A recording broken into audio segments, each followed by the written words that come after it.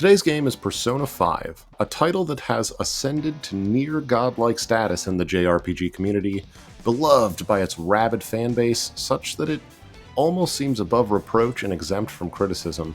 But is it really deserving of the almost universal praise that it receives? Let's find out. Just for clarity, my review today is based on my experience with Persona 5 Royal on Switch, but it applies to all versions. Persona 5 Royal is considered by almost all top JRPG lists and reviewers to be the literal GOAT, the cream of the crop, hailed as perhaps the greatest JRPG ever made. It's certainly Atlus's crown jewel, and sits at an unprecedented, especially for a JRPG, 96% overwhelmingly positive review score on Steam, across nearly 30,000 reviews in English. The only JRPG I've ever seen with a higher score than Persona 5's 96% is Persona 4's 97%. Rifle through some of the review comments and you'll find story after story of people that were nearing the end of their rope before Persona 5 swooped in and both saved their lives and changed who they were fundamentally as a person. But the only problem with Persona 5 is that it ends. Basically, every critic gave it a perfect review score, and it's the #1 rated JRPG on Metacritic. Wow, this must really be quite the game, huh? If you're familiar at all with anime, it's reminding me a bit of Frieren these days. It used to be Full Metal Alchemist Brotherhood, the chosen title by the community that's permanently propped up to be #1 with reviews, and any dissenters get dogpiled by the fanbase. But is it really the panacea to all of life's problems? A perfect game that everyone needs to find well over 100 hours to play through? No, it certainly isn't in my opinion, but I'd like to address this a bit more formally by answering two big questions. Is this game really deserving of claims that it's the greatest JRPG of all time? And is this really the most universal JRPG, the default recommendation to someone looking to try out the genre? We need to answer both, so let's lean in and take a closer look.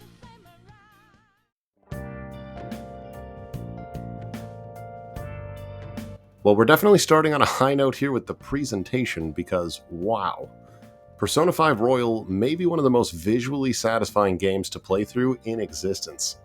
Everything has a creative flair to it, artistic flourishes from an extremely skilled development team, clearly just flexing hard, and man is it cool.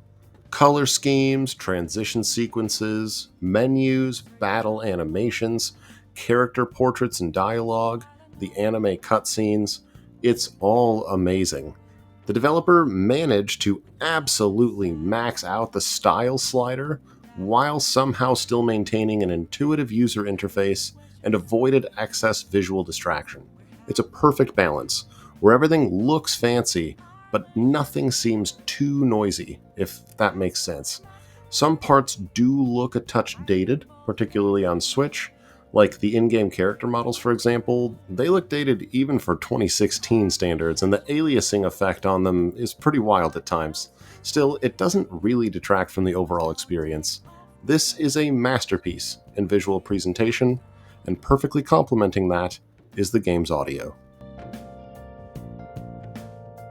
I'm not going to linger on the audio for too long, as despite it deserving a ton of attention, my feelings can be summed up pretty quickly. I'm playing through the game with the English dub, and the voice acting is very consistently excellent. No weak performances, no cringing even in emotional sequences where English voice actors occasionally fumble the ball. Just consistent across the board. The soundtrack though, holy shit man. That acid jazz slaps so hard it's got Chris Brown taking notes. The vibes are immaculate, perfectly immersive, and it hits the right notes whether the tone is cozy or totally hype.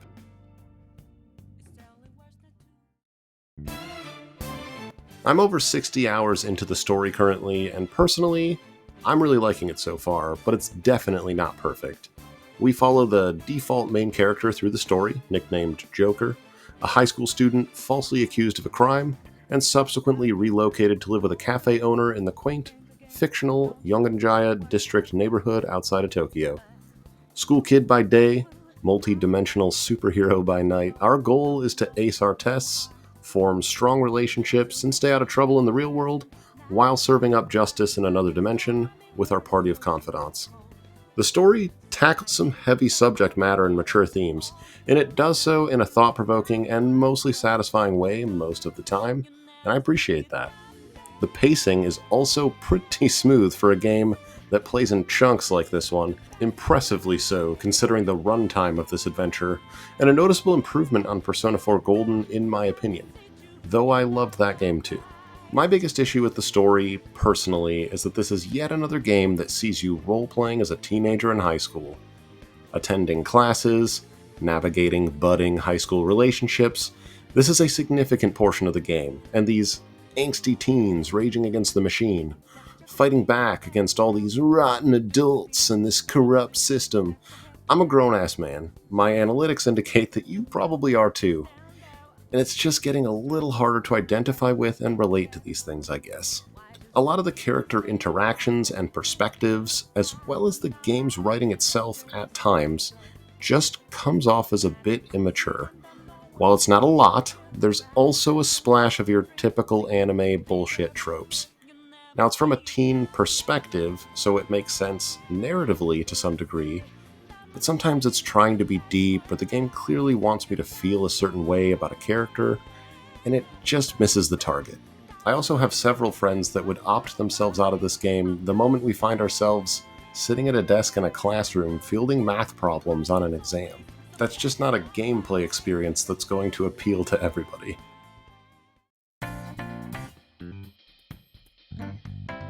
Speaking of losing some folks, let's talk about the gameplay, because it's another point of contention.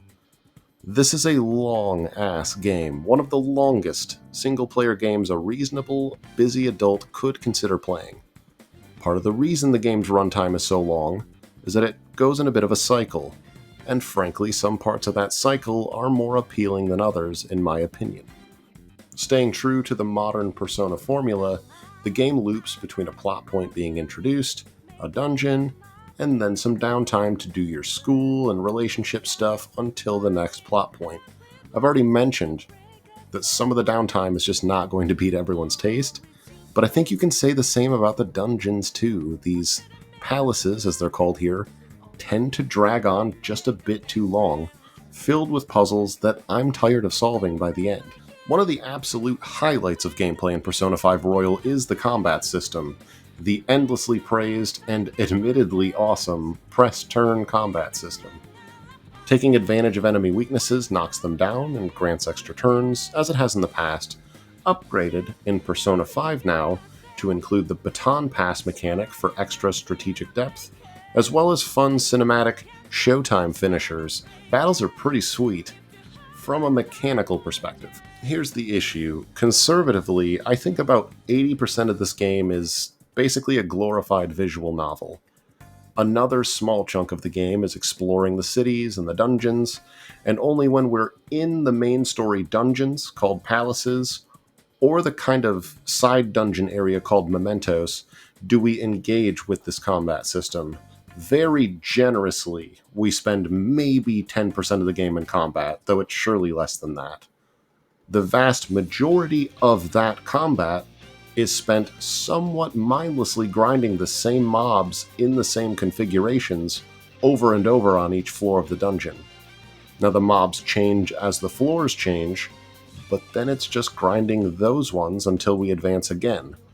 The most interesting battles, the strong demons and the final boss present in the dungeons, probably end up occupying less than 1% of your playtime. Furthermore, these bosses often resist or negate your ability to utilize the extra turns and baton pass mechanics as easily, which nerfs the strategic depth and your flexibility in combat a bit. It's a really cool system design-wise, but it just never really feels like it's really shining for me. Either I'm able to utilize everything at my disposal in regular fights and combo off on the demons, but the demons don't really matter, or I'm fighting an exciting boss, but my best play is still just buffing my party, debuffing the boss, and mindlessly spamming attacks until it dies. I don't know, perhaps I'm missing something? It just feels like the coolest parts of the combat, the bosses, and the comboing off are at odds with each other a bit. Now, I'm happy to report that despite this being such an incredibly huge game, it's all present on the physical cartridge on the Switch, and the performance seems totally smooth regardless of the version you're playing. We're locked at 30 FPS on the Switch, with the expected resolution of 720p in handheld, and an estimated 810p when docked. In-game models are a little fuzzy as a result, but I didn't see any frame dips. Some of that is of course due to the nature of the gameplay, being mostly a pseudo-visual novel a lot of the time. World traversal and dialogue is functionally a series of scenes separated by clearly disguised and very visually pleasing loading transitions. It can certainly make certain parts of the game feel a bit slower this way, but we do avoid performance problems, and given the nature of the game, it's a perfectly acceptable payoff. Let us recall our two questions from earlier to try and reach a reasonable verdict here.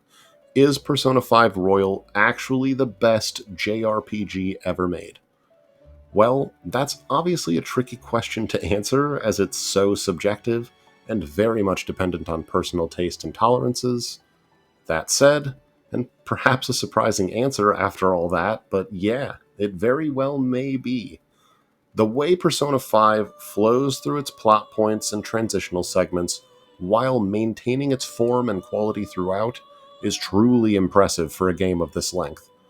The captivating visuals and the soundtrack, the deep combat system design, and the satisfying incremental progress on both your character's development and your relationships with others. It's a lot of really amazing individual pieces that, when put together, form an undeniable masterpiece. However, question number 2. Should this really be your default JRPG recommendation? Is it a universally transformative experience? No, I really don't think so at all. The heavy lean into a very dialogue-heavy, visual novel style of gameplay eliminates a ton of folks right out of the gate. Couple that with the fact that you are essentially role-playing as an angsty high school kid, living out a somewhat immature punk rock fantasy, and I think that despite its sales numbers and success, this title is a lot more niche than its reviews let on. JRPG enthusiasts absolutely owe it to themselves to give this one a shot to see if it clicks. It is one of the best ever, and the quality and amount of content on offer here is rare. I just don't think I'd be tossing out the recommendation freely into the wind for anyone that'll listen the way that fans tend to. This is a big, heavy meal, a lot to digest for the newcomer to the genre, and brimming with some tough subject matter, such as self-deletion, that could be a bit much for some folks. While it's a great game, it's not going to be to everyone's taste, and I think a recommendation is deserving of some careful consideration of the individual, especially if it's their first JRPG experience. Let me know how wrong I am in the comments below. Consider liking the video if you did like it. Appreciate you sticking around until the end, and thanks for stopping by.